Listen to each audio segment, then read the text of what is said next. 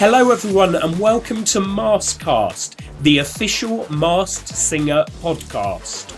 The Masked Singer has been so loved for so many seasons now that we thought that it was about time that we gave you a podcast. My name is Nick Johns, I'm a TV producer and I have worked on some of TV's biggest entertainment blockbusters. Shows like I'm a Celebrity, Dancing on Ice and Love Island.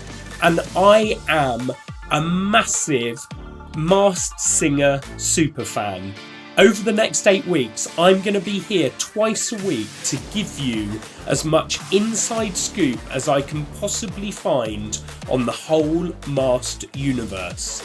Every Monday, I'm going to be joined by a celebrity guest who'll give me the inside track on why they are such a big fan of The Masked Singer. And I'll also have an exclusive interview with the latest star to be unmasked. And then, every Thursday, we'll be hearing from the people behind the scenes who make the magic happen. But most importantly, I'm going to be hearing from you, my fellow masked fans, with your theories on who you think is behind the mask. Now, I'm as in the dark as you are. I might know the Masked Singer insiders, but it's a military operation down there, and I'm not allowed to know who each act is, so we're all in this together. It's going to be a lot of fun, it's going to be fan-focused, and it's going to fill your podcast ears for the next 2 months. This is Maskcast. Who are ya? Who are ya? Who are ya? Who's that behind the mask? In case you missed it, here's a recap of Saturday's incredible opening episode. We are just getting started, people. It's Maple! Ricky, everybody! Thank you! Give it up for Weather, everyone. Yeah.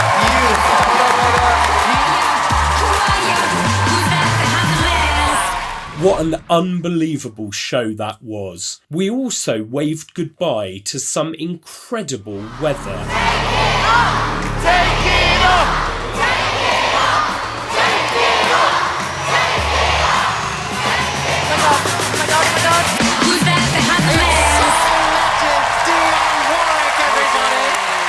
That's who it is. Wow. Now, every season I'm amazed at the talent we managed to secure, but I was genuinely blown away by the fact that in episode 1 we saw the legendary Dionne Warwick unmasked. Davina and Jonathan both guessed right. This is a woman who knows who she is. She feels confident in her place. You are a singer for sure. You are a soul diva. Like this is someone so in command of the audience. Somebody like a Dionne Warwick, but I mean, if it's Dionne Warwick, it's amazing. yeah. I'm gutted we said goodbye to such an icon so early on, but the good news is that we did manage to grab an exclusive interview with Dionne the second she came off stage. What made you do The Masked Singer?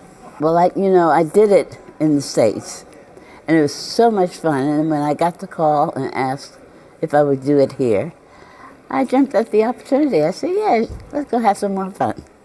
What did you make of people's guesses? We had Macy Gray, we had Bonnie Tyler. I've been a lot of people, none of those in the past, but it was quite interesting to think that I sounded like Bonnie Tyler, like Macy Gray, Sade.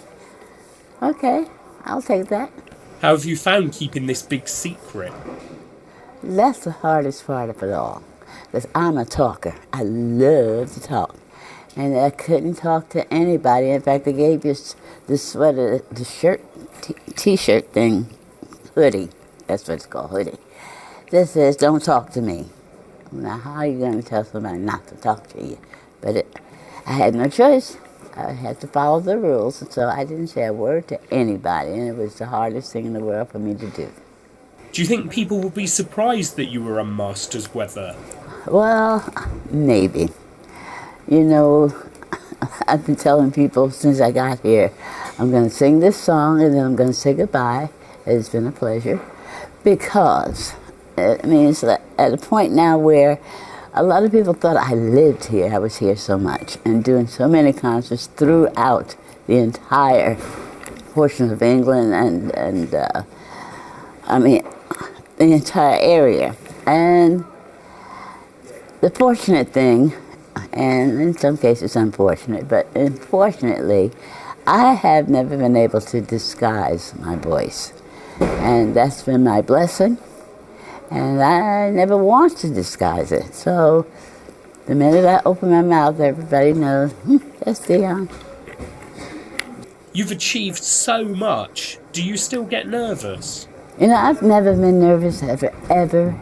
I've been singing in front of people since I'm 6 years old. I'm kind of late to be getting nervous now.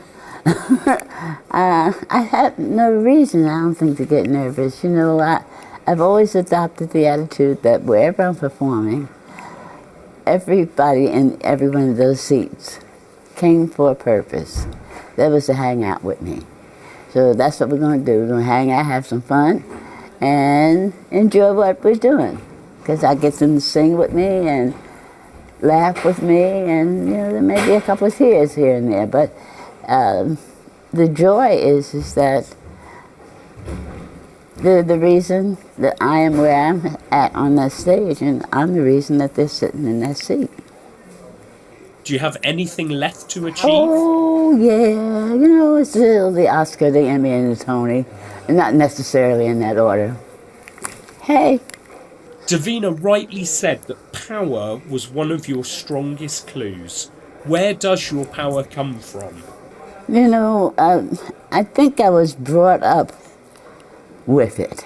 And I think the answer is, as I said up there, my MO, method of operation, is complete honesty, total of straightness. I am completely always who I am. I don't want to be anybody else. I like me. So I have no reason to want to be anyone other than who I am. And I think that is my power. So what advice would you give to younger women who are wanting to get into the industry? You know, it's one of the hardest things in the world. First of all, the industry that I grew up in no longer exists. It's a brand new industry, and it's all geared towards the youth, the youngsters, as my music at the time I was performing at the beginning was geared for my peers. The only thing I can say is that you have to earn it. Nothing is given. Work hard, hone your craft, and go for it. And you're going to get a lot of no's, which goes with the territory, but eventually that no will turn to a yes. So just know that you have to be ready for it. You know, the door will open, and when it opens, be ready to walk through it. I cannot imagine a world without music. I couldn't begin to imagine that, nor do I want to. And I hope the world feels that way about music. Music is a healing force. You can't do without it. Who are ya? Who are ya? Who are ya? Who's that behind the mask? Each week on Maskcast, I'm going to be joined by a special guest who will help me pick over the puzzle of just who's behind those masks. And I'm delighted to say that this week's guest is a successful solo artist in his own right, but also one part of a legendary punk pop band. It's Busted's very own Charlie Simpson. Hello, how are you, man? I'm very good, thank you. Delighted to be in the company of Rhino. Yes, man. How has the year been as reigning champion of The Masked Singer? Do you know what? It's been an incredible year. It's been one of my favourite years, I think, so far, really, in my career, definitely. Winning The Masked Singer was an incredible experience. And then we announced 20-year anniversary Busted Tour, which went absolutely bananas. And then we got our first #1 album. So it's been a big year, and it all started with Rhino. For any newcomers to the show, Charlie won the last series of The Masked Singer, performing as his alter ego Rhino, beating finalists Fawn and Phoenix, also known as All Saints star Natalie Appleton, and Kaiser Chiefs frontman Ricky Wilson. Rhino is our champion, and it is finally time to reveal their identity. Who's behind the mask? Take it up! Take it up! Charlie Simpson! Your winner is Boston and Fight Star Brit Award winner, Charlie Simpson. It's such a surreal experience being on The Masked Singer. I have to hand it to the people that go on the show, because it is without doubt the most terrifying thing I've ever done. I mean, I'm lucky enough to do a lot of big live shows in my career so far, and none of them compare to the nerves that I got when I stepped out as Rhino for the first time, because it was just like stepping into such an unknown world. You know, I remember being told, because you're behind a mask, you can sort of embody a new character. Do you know what I mean? You can sort of take yourself places where maybe you haven't been before. But I didn't really feel like that. I just felt terrified. I just felt like I'm just so scared of what's going to happen. You know, I didn't want to mess the song up, and I was singing songs that I was sort of, you know, very much new to. And what's interesting is that some people decide to change their voice. I didn't really do that. I just decided to sing songs that were very different to what people would associate me with. Do you know what I mean? Yeah. I'd credit to anyone that steps out on that stage, because it's very nerve-wracking. I'm astonished to hear that you were nervous. What do you think the root cause of those nerves are then? Just that it's a different way of performing? I think it's just the pressure of that one-time thing. I mean, I have it when I go on live radio. There's something about a live performance that's broadcast to a lot of people. Do you know what I mean? When you play a show, you know, it's contained within a room. And I know these days anything that happens is on a mobile phone or whatever.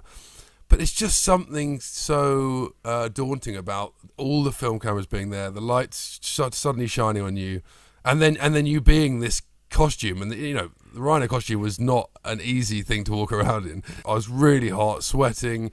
And it's just, I don't know, it's just a genuine fear. Terrifying. Honestly, I cannot put it over enough how scared I was. I mean, terrifying. The other word that people use a lot is liberating. Did you get that sense as well? Towards the end of the show, as the weeks progressed, you know, this was very much the first show. Do you know what I mean? The first time I'd done it.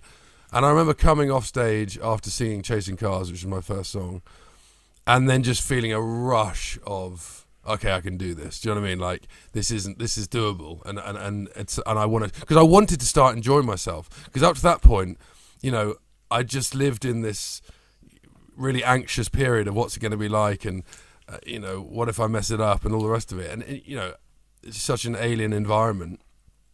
And getting that first song under my belt was really important mentally, to be able to just say that I can do this.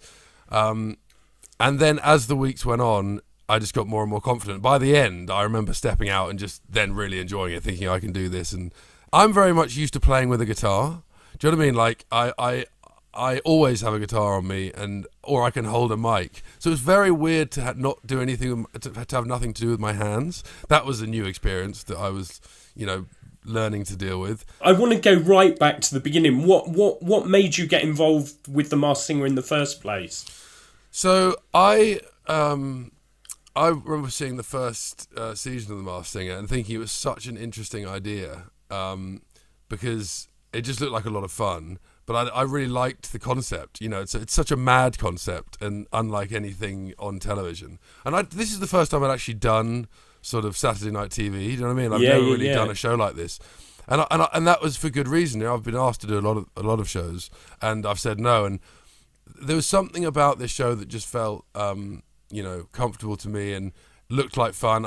I thought my kids would love it. It was another big reason. You know, I've got a 5 and an 8-year-old, and I just thought they liked the show anyway.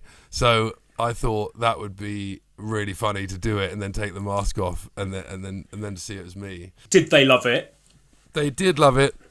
They guessed me within 8 seconds of me singing. They said, "Daddy, that's you." And I sort of played it down and I said, guys, it can't be me. Well, the thing is that obviously it's not live, so it's pre-recorded. Yeah, right. And we were in Kenya because my parents-in-law live there. So we were there for Christmas. And we all watched it in Kenya, and I said to the kids, "It can't be me because I'm here," and that really blew their mind. They were like, "Oh, that's true." But I just loved watching it, throughout the weeks with them. And then when it came to the final, a few of my friends just sort of clocked on that it was me, and we had like a gathering to watch the final to see if it was me. And I remember when I took the mask off, my youngest literally just jaw dropped, and he just sat silent for like 5 minutes. I was like, "Are you all right, Jago?" Like he just couldn't get his head around it. And is it true that Kenyan connection is where the rhino concept came from? Absolutely, yeah. My wife was born in Kenya. She grew up in Kenya. She moved over here when she was 16, but I've been on loads of safaris, and I've actually walked with rhinos. I've actually been on a private ranch and walked with endangered rhinos, and they're incredible animals. And so when that came up as a concept idea, I thought it was awesome. Were there any other costumes on your shortlist? The show said that you couldn't be a character that's been done in any Masked Singer in any country in the world. And obviously it's pretty much in every country now. So I was actually thinking about being an astronaut, and that had been done, I think, in Germany. So sadly I couldn't do that. But to be honest, because of my Africa connection, I was just so drawn to rhino. It wasn't even a question. As soon as I saw that was an option, then I was like, that's definitely the one I want. Got any rhinos around the house now? We literally have. So we've got like an amazing silver rhino head that I was given as a present from one of my friends. I've been given rhino key rings. I'm like, it's just collecting different rhino stuff. And I think I'm always going to have this affiliation with the rhino now. Like, I don't know. It kind of stays with you. Rhino's a very good association, right? That is a good spirit animal to have. Definitely. Yeah, I mean, I like to think that they're gentle giants, you know what I mean? And we're big fans of rhinos. I hear we might not be big fans of lions. Did you have a close encounter with a lion on a safari? I did have a very close encounter with a lion. Too close for comfort. We were on safari. We were in a tent, and basically we just had dinner out on the veranda. It was like one of those really smart sort of glamping tents. Yeah. We had a little veranda, and we ate dinner on it, and then went to bed. And then in the middle of the night, I woke up, and I just heard this chinking of our plates, like it was something was outside. And I thought, okay, well that must be monkeys, or something small. And then I just heard what can only be described as a very loud diesel engine. It's like, and it's like, it must have been 10 feet away from the tent. And I remember just saying to my wife, what are we going to do now? Because, I was terrified. She would be calm in that situation if it wasn't for me. I was making her scared because, I was just getting so, so freaked out by it. So I had this harebrained idea that I would get a box of matches. I crept over and got a box of matches, and I said, right, I'm gonna light the tent on fire, and then we're just gonna run. We didn't do that, luckily, because that would have been a dreadful. That would have been a dreadful idea. But yeah, no, it was a close encounter. How did you scare the lion off? It just luckily just walked off. Sort of and the only way. Well, yeah. I mean, funnily enough, I went to the owner of the camp the next day, and I said, guys, there was a lion outside our tent, and no one was doing anything. And they were like, lions walk through here all the time. Chill, man. It's fine. You know what I mean? They're much more interested in the animals than they are interested in eating you. Right, let's talk about your experience as Rhino. How does it feel to be inside the costume? I chose quite a big costume, so mine was mainly made from like sponge, so that I think adds a lot of heat. So I did have a costume that was very hot, and so getting into it, I wouldn't be able to be in it for more than sort of half an hour without having to get out of it again. And I did have two amazing girls that were my fan blowers, and any time I wasn't on camera, they'd either strap them into my suit or they would just come and put them in the eyes. And you touched on this before, Charlie, but I'm interested to know, did you try to disguise your voice and your mannerisms when you started the process? No, in an answer, no. I didn't really just try and disguise my voice. I just wanted to make sure I was singing songs that people may not necessarily recognise my voice on. Do you know what I mean? I think it is a risk changing your voice. I think because like if you get it wrong, it's just not going to not sound very good. But you know, you still at the end of the day, you still want to sing well, and so I just didn't want to pick a voice and then watch it back and think, oh, I wish I hadn't done that. Do you know what I mean? Yeah. And congratulations. I feel like those congratulations are very delayed, but congratulations on the victory. And what that victory meant, of course, was that this year you got a spot on the judges' desk. Yes. And how did it feel to be on that side of the fence? It was so bizarre turning up without one of those visors on, because people don't realise this. And, you know, a lot of my friends after the show said, well, you know, but the judges clearly knew, really. Or, you know, you obviously, you know, you didn't really have to hide your face. And I promise you, it is like MI5 at the Masked Singer. To the point where I thought I couldn't even go to the loo without putting the visor on. So you have your own dressing room, and you cannot leave that dressing room without the black visor thing, which I still have, the Don't Speak to Me hoodie, you know, the full clobber. And so going back and just walking around freely was very weird for the first, you know, half an hour or so. But I loved it, man. It was really, really nice catching up with the judges and, you know, just seeing it all from the other side of the camera. Is it more nerve-wracking being a judge or a contestant? Contestant every day of the week. I wasn't that nervous being a judge. I mean, Weren't you? No, not really. I thought I just wanted to have fun. I guess because I was so comfortable in the environment I was in because I'd been there, it just sort of felt like, you know, returning to a fun thing that I'd done. Who was your biggest competition on the judging panel? Oh, do you know what? Davina is an incredible judge. I mean, an incredible detective. Like, right. she watches everything. Right. I to be honest, I spent a lot of time nattering to Jonathan just about random film stuff because I know he's a massive film fan and I'm a huge film fan. So we were like two little schoolboys in the corner. So, Charlie, Joel said you look like a younger version of Jonathan Ross. You look like possibly Jonathan Ross 30 years ago. You look absolutely... you look like father and son right now.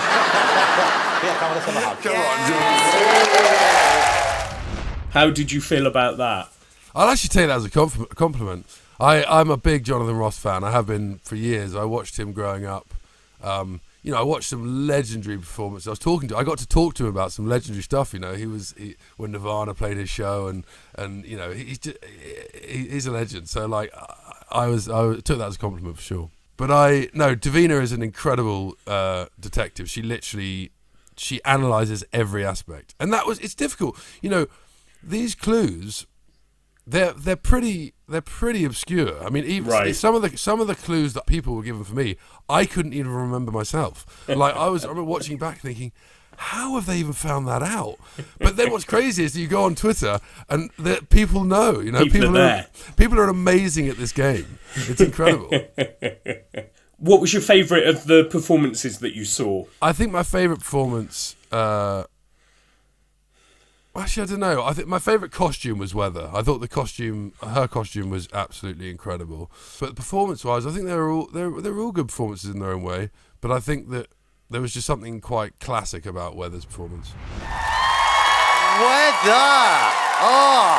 Yeah! Wonderful. So, Jonathan, do you know who it is? Well, first of all, I just want to say, what an amazing performance. Yeah. I know this is someone who knows how to perform. I suspect has had a long career and a very successful one.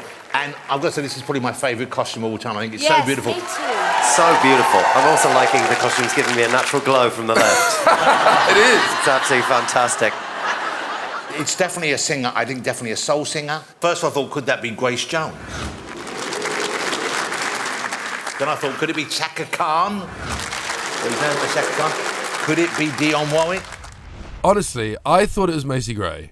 And I thought Dionne Warwick was a possibility, but I just thought there's no way, because she's an elderly woman, that she's going to be flying over. It was inconceivable to me. Do you know what I mean? So I thought, you know, when Jonathan said, I think that's Dionne Warwick, I was like, Nah, it can't be. I tell you what it was just absolute ease with her surroundings.